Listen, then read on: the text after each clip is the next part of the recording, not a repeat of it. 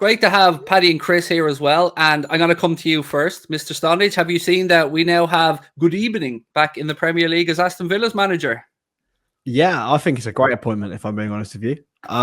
It's very good to see him back, actually, despite the fact he did get ridiculed at Arsenal and he didn't really hit the heights. He's proven in European competition. If he can get Villa there, I think he could do very, very well. Paddy, I'm sure you're somehow going to try and segue a section as to how Lukaku will be the perfect fit for Aston Villa. Go on, over to you, sir. Tell me why. Now, listen, I foolishly tweeted 3 days ago saying Villa fans talking about Pochettino, Emery, and someone else, the audacity, and they've gone and certainly shut me up. I think it's a good appointment. He's a very good manager he was ridiculed at Arsenal, even though he didn't really get enough time. But yeah, as Chris said, if they can somehow get to Europe with him, they could be looking well. Yeah, there's a Europa League in the bank there straight away if they manage to get into it, because we know Unai Emery owns that competition. This video is being brought to you with thanks to our friends at Surfshark. Surfshark is an app or browser extension that allows you to not only browse the internet entirely anonymously, but also very securely. Surfshark will secure your data with industry-leading measures using uncrackable encryption and the most secure VPN protocols. One subscription with Surfshark will work across all of your devices. I use it for unlocking things like American Netflix. We also use it if we want to watch our Canadian DAZN account and a couple of other bits and pieces. The good news is you can get 83% off. That's right, I did say 83% off. And an additional 3 months free using the Anfield Agenda link in the description.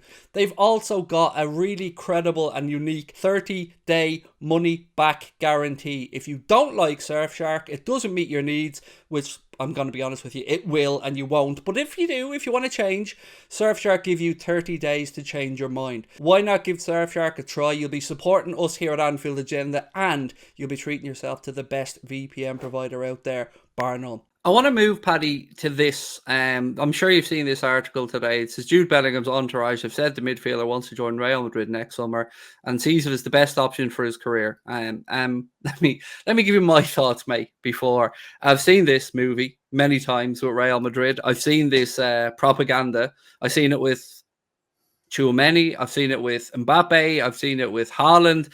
And this is what they like to do. They like to go out there loud and brash and basically try to warn other teams off it. I've seen other articles that say the reason he didn't sign a Dortmund extension was because Real Madrid asked him not to, and all this other absolute nonsense that's put out there in the media. What is your genuine take on the situation with Jude? Now, don't spare my feelings if you think otherwise. Absolutely tell me I'm deluded, but I want to get what your take is, because I see through this Real Madrid nonsense personally. I think Real Madrid aside, it depends on how our season goes. There's a very real possibility we could drop out of the top four, and it's as simple as if we do, I don't think Bellingham would come to us. I think we're going to be outbid, wagered. People will offer more wages, but I think in a footballing sense, we're one of the more attractive options. I don't think it makes sense for Bellingham to go to Real. If he was a non-English player, I'd be worried about it.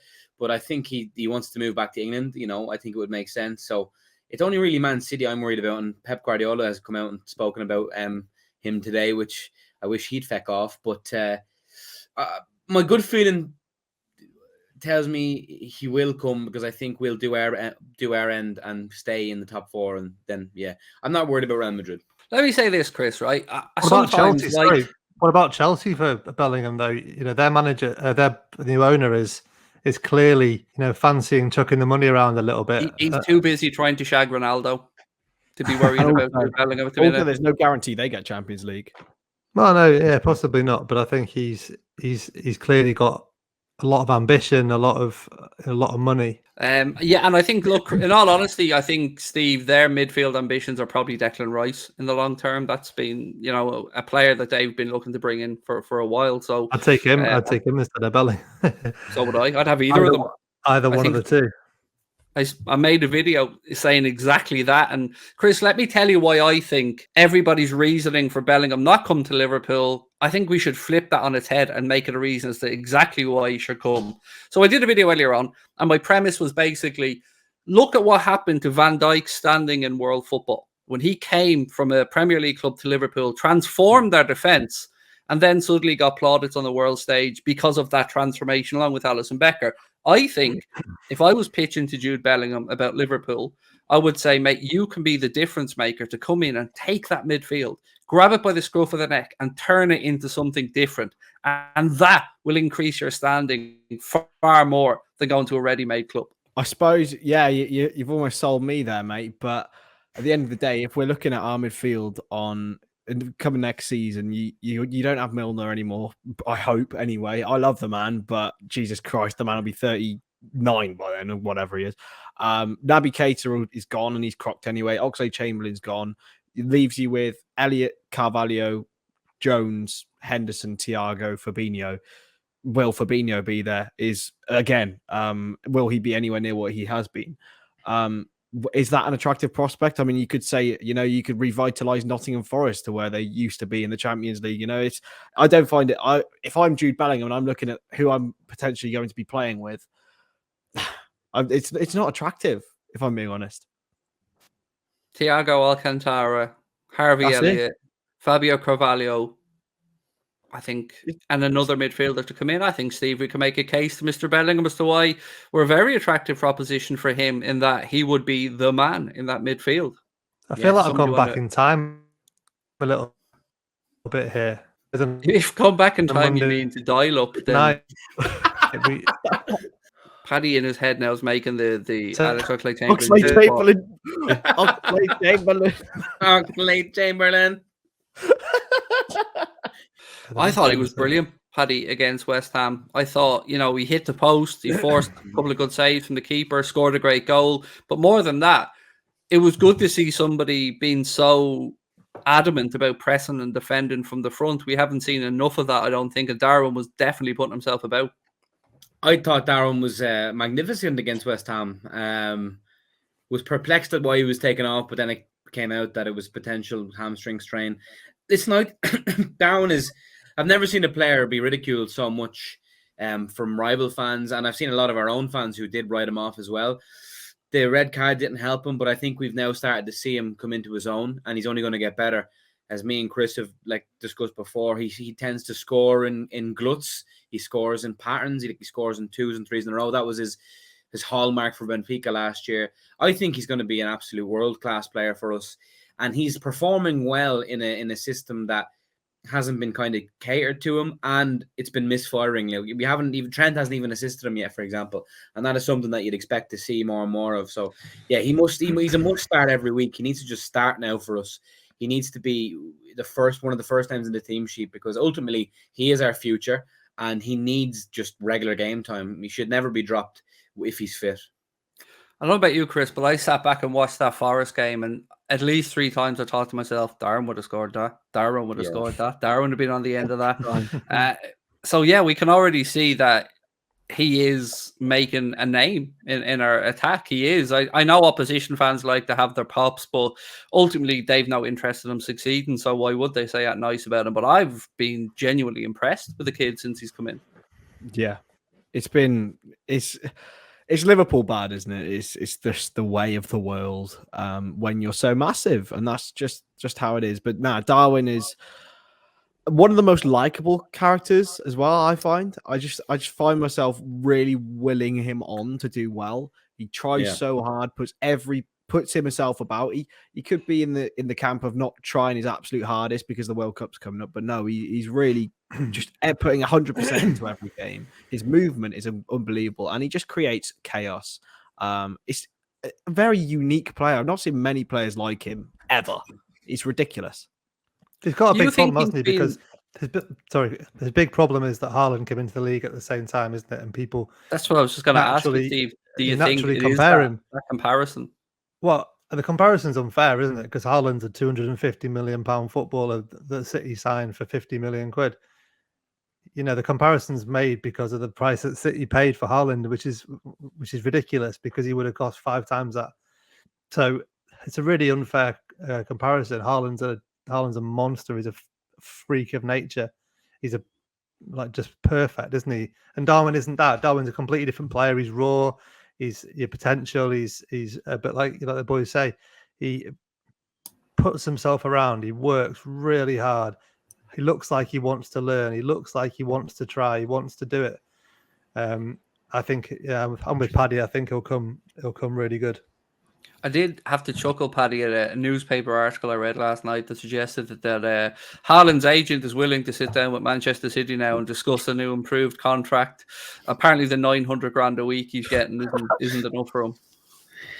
I mean, I'd love to know the true kind of breakdown of the money he's on. But to be fair, you'd probably say he's good value for more because he is a phenom that's just going to keep scoring. He's a robot. But yeah, no, I love how people think that, you know, City do actually play fair when it comes to finances. There's not a hope, but listen, they keep getting away with it. Money rules all. Fair play to them.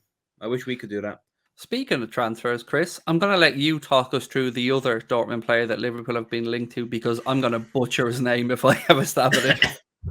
Youssoufa Moukoko. Yeah, that's the guy. Cracking young striker, 18 years old. Well, just turned 18. I just don't see it. I'm already shitting on it. I'm already raining on a parade. I'm trying to get myself eager and hyped for it, but he's on a free though, Chris.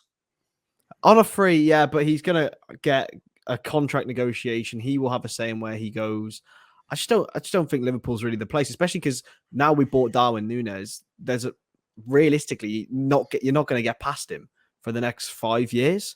In my opinion, anyway. I think he's going to be one of the best strikers in the world come the time he's 26, 27. So, yeah, I think it'd be wrong for Moukoko and it'd be wrong for Liverpool. Stay at Dortmund. I don't know if you've seen this link, Steve, in the paper, but yeah, apparently it's ourselves, all the usual PSG, Real Madrid, Barcelona, all trying to sign this kid. But the article I read suggested that Liverpool have impressed him with the package, or not the financial package, but with the proposal that they've put forward.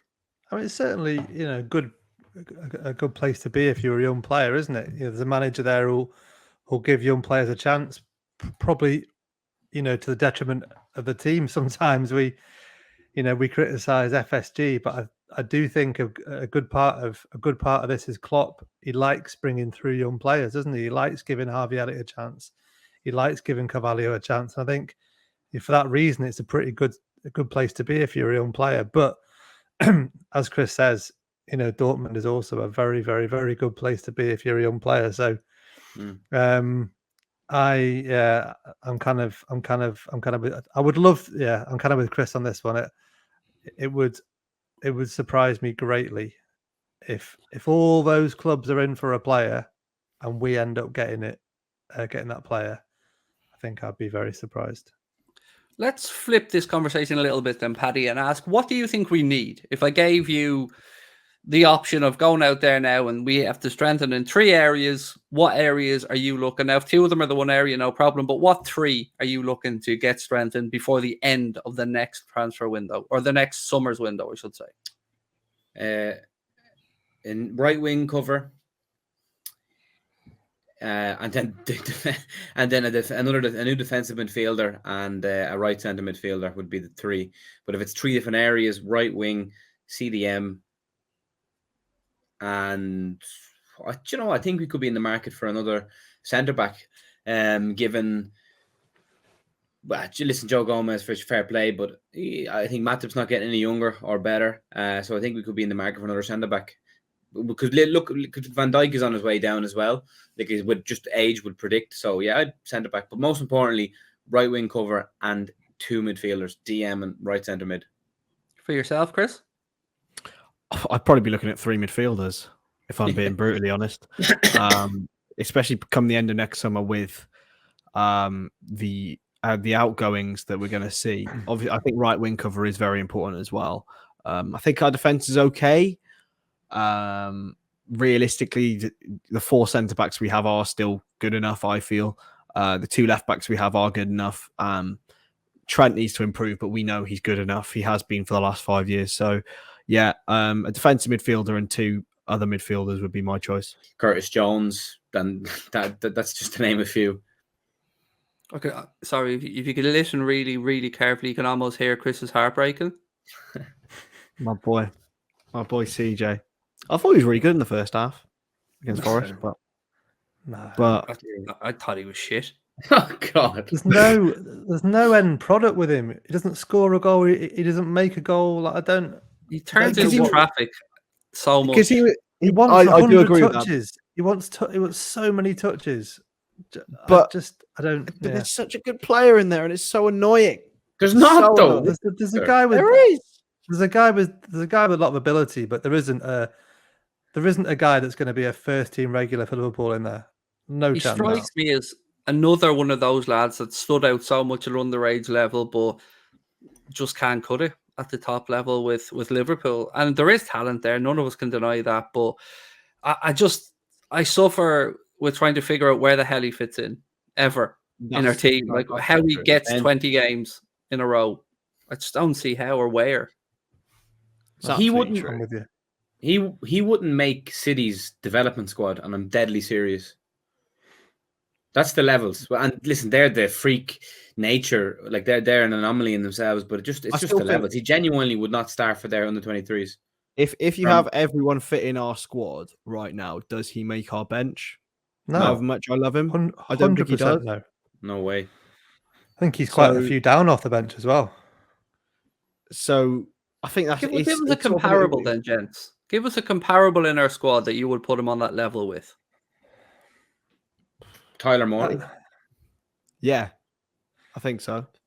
And he's not even there. I just yeah, I just think we've seen loads of them over the years. Like you know, going back, there's loads of players over the years that have played a handful of games and have wound up in the championship or wound up in, even lower by the time they're 28, 29. Yeah. There are But so many of it's them over the years, mental. aren't there? That played a handful of games and then gone. And I just think he's going to be one of them, because you can send him out and like people are saying he needs a loan. I think you loan players out when you think they're going to make it, when you think the loan's going to develop them enough to become a player for you. You don't loan them out. If you think they're not going to be good enough, you just get rid, don't you? And I think Yeah. he's just, what is he now? 23, 22? 21. I just 21, I think.